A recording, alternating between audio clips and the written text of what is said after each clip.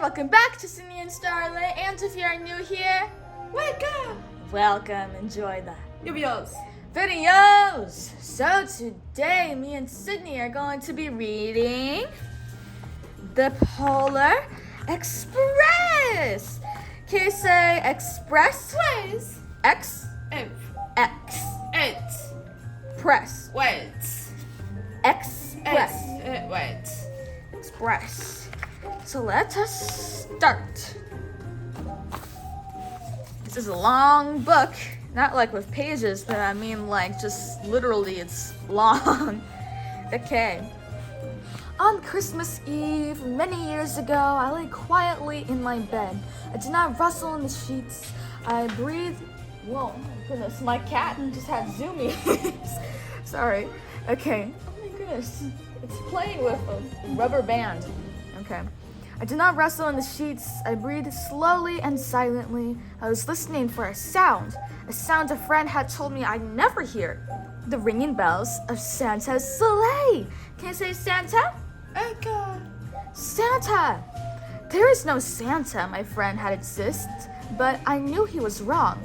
Late that night, I did hear sounds, though not of ringing bells. From outside came the sounds of hissing steam and squeaking metal. I looked through my window and saw a train standing perfectly still in front of my house. It was wrapped in an apron of steam. Snowflakes fell lightly around it. The conductor stood at the open door of one of the cars. He took a large pocket watch from his vest, then looked up at my window.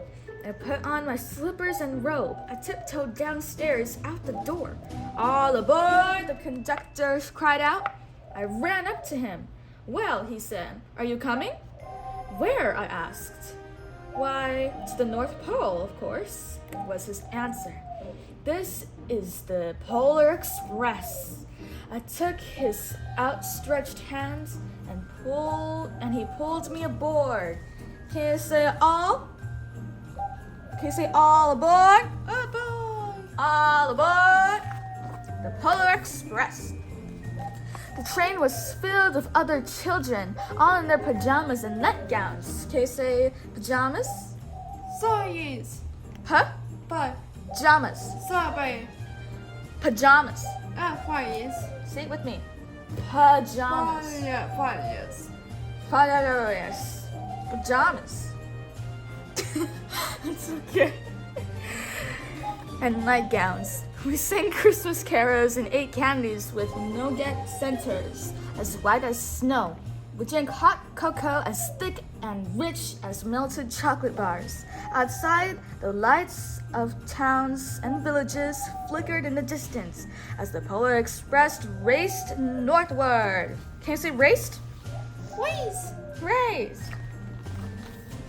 Soon there was no more lights to be seen. We traveled through cold, dark forests, where lean wolves roamed and white-tailed rabbits hid from our train as it thundered through the quiet wilderness. We climbed mountains so high it seemed as if we would scrape the moon. But the Polar Express never slowed down. Faster and faster we ran along, rolling over peaks and through valleys like a car on a roller coaster. The mountains turned into hills, the hills to snow-covered plains. Plains. We crossed the barren desert of ice, the great polar ice cap. Lights appeared in the distance. They looked like the lights of strange ocean liners sailing on a frozen sea. There, said the conductor, is the North Pole. Can you say north? No. Four. North Pole. The North Pole, it was a huge city standing alone at the top of the world, filled with factories where every Christmas toy was made. At first, we saw no elves. They are gathering at the center of the city, the conductor told us. That is where Santa will give the first gift of Christmas. Can you say Christmas? Miss. Christmas. Who receives the first gift, we all asked. The conductor answered, he would choose one of you. Look, shouted one of the children, the elves! Outside, we saw hundreds of elves. Can you say elves? Elves. Elves! As our train drew closer to the center of the North Pole, we slowed to a crawl. So crowded were the streets with Santa's helpers. When the Polar Express could go no farther, we stopped and the conductor led us outside. We pressed through the crowd to the edge of a large open circle. In front of us stood Santa's sleigh. The reindeer were excited. They pranced and placed, ringing the silver sleigh bells that hung from their harnesses. It was a magical sound, like nothing I've ever heard. Across the circle, the elves moved apart and Santa Claus appeared. The elves cheered wildly. He marched over to us and, pointing to me, said, "Let's have this fellow here." He jumped into his sleigh. The conductor handed me up. I sat on Santa's knee and he asked, "Now what would you like for Christmas?" I knew that I could have any gift I could imagine, but the one thing I wanted most for Christmas was not inside Santa's giant bag. What I wanted more than anything was one silver bell from Santa's sleigh. When I asked, Santa smiled. Then he gave me a hug and told an elf to cut a bell from a reindeer's harness. Can you say harness? Please. Harness. The elf tossed it up to Santa. He stood holding the bell high above him and called out, "The first gift of Christmas!" The Gag. first Break. Gog. gift Get. of Ugh. Christmas. A clock struck midnight as the elves roared their approval. Santa handed the bell to me, and I put it in my bathrobe pockets. The conductor helped me down from the sleigh. Santa shouted out the reindeers' names and cracked his whip. His team charged forward and climbed into the air. Santa circled once above us. Then he disappeared into the cold, dark polar sky.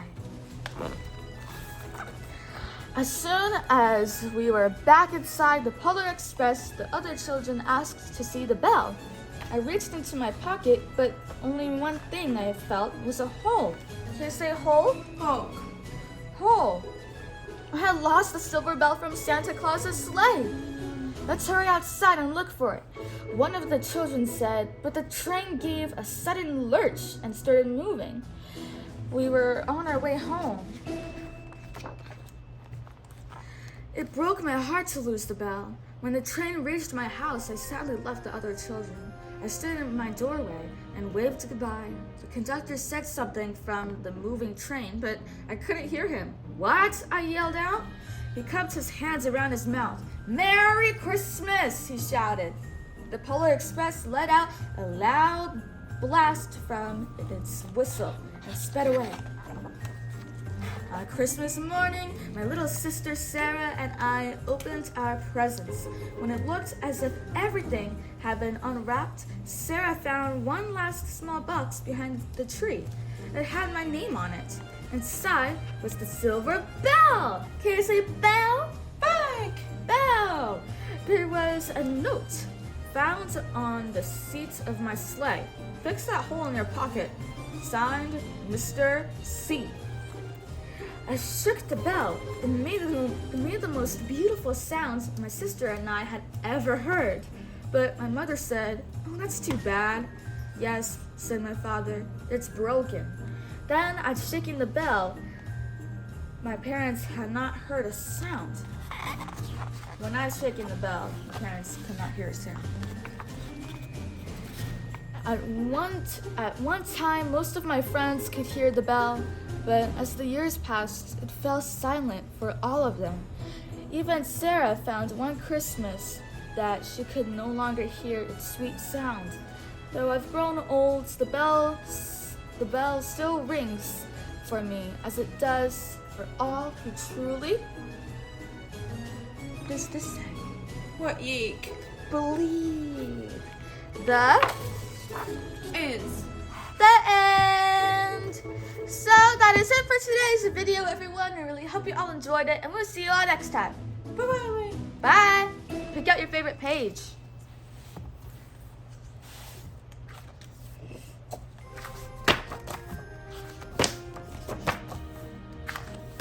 Can you say the Gog. polar Fire.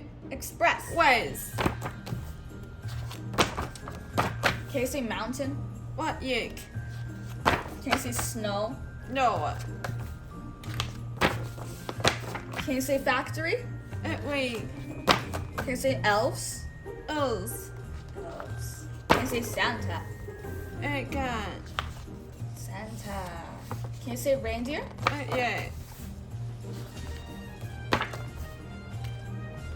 Can you say flying? Yike. Flying. Can you say children? Wait. Children. Can you say Christmas tree? Weeds. Can you say gift? Goods. Can you say bell? Book. Beck. Book. No, it's a bell. Can you say bell? Book.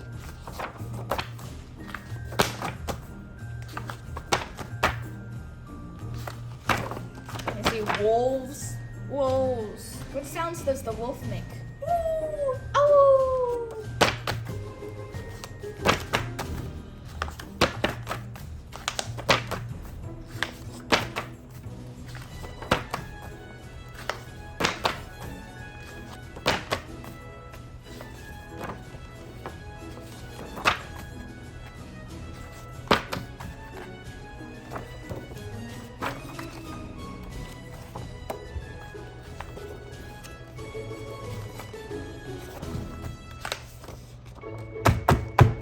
That's a very good page. Who's your favorite character? Yes. Santa Claus, and then you could see the Polar Express, aka the choo-choo train. Can you say choo-choo? Sure. Choo-choo! Bye-bye!